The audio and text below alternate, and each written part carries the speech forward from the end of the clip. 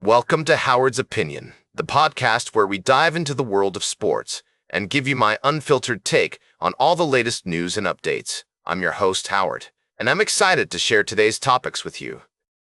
We're kicking off today's show with a look at the 2026 FIFA World Cup, where several countries have learned their group stage opponents. Teams like Norway, Uruguay, and Turkey now know who they'll be facing in the early stages of the tournament. For example, Norway will be in Group the First, alongside Senegal, France, and Iraq, while Uruguay will be in Group H, competing against Cape Verde, Saudi Arabia, and Spain.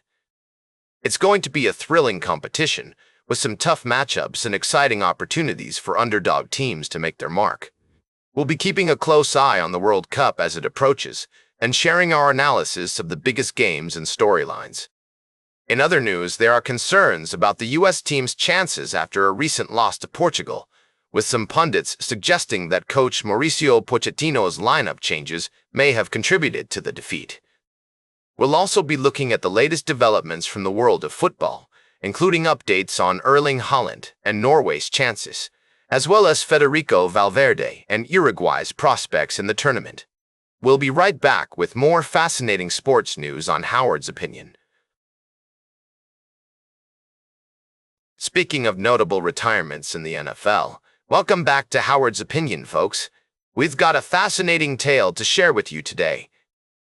As we navigate the ever-changing landscape of professional football, it's not every day that two former defenders from the same team decide to hang up their cleats on the same day. But that's exactly what happened recently with the Indianapolis Colts, as linebacker Anthony Walker Jr. and cornerback Stephon Gilmore both announced their retirements. Now, let's dive into the remarkable careers of these two gridiron greats. Anthony Walker Jr., a 2017 fifth-round pick out of Northwestern, spent 4 seasons with the Colts, racking up an impressive 343 tackles, 19 tackles for loss, and 3.5 sacks. He also had stints with the Cleveland Browns, Miami Dolphins, and Tampa Bay Buccaneers, before ultimately calling it quits. And then there's Stephon Gilmore, a cornerback widely regarded as one of the best of his era.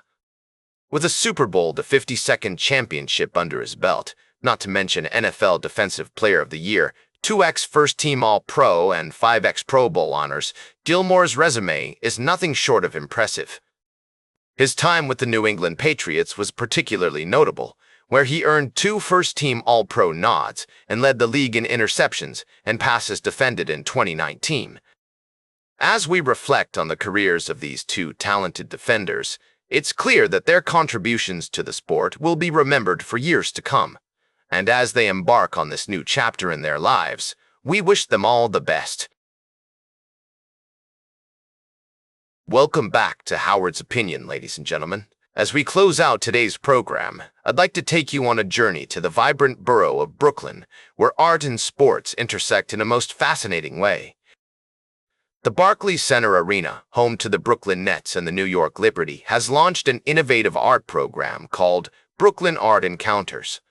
This multi-year initiative aims to bring public art presentations to the building's plaza and beyond, with a focus on community engagement and social justice. Now, I know what you're thinking.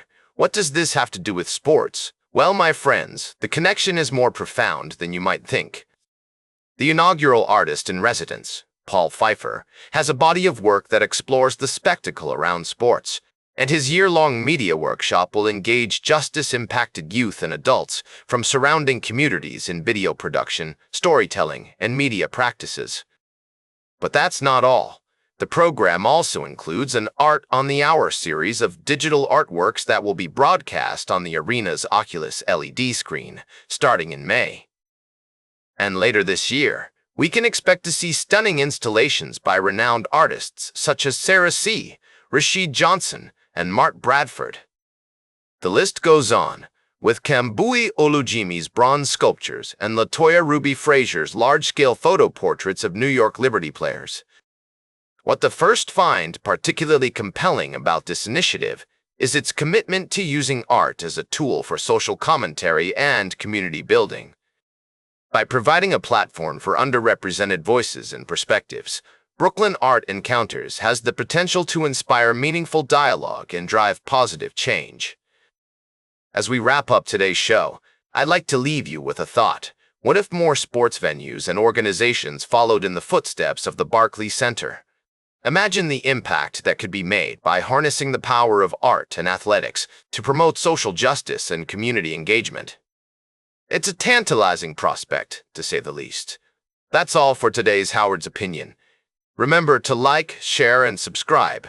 And until next time, keep your head in the game.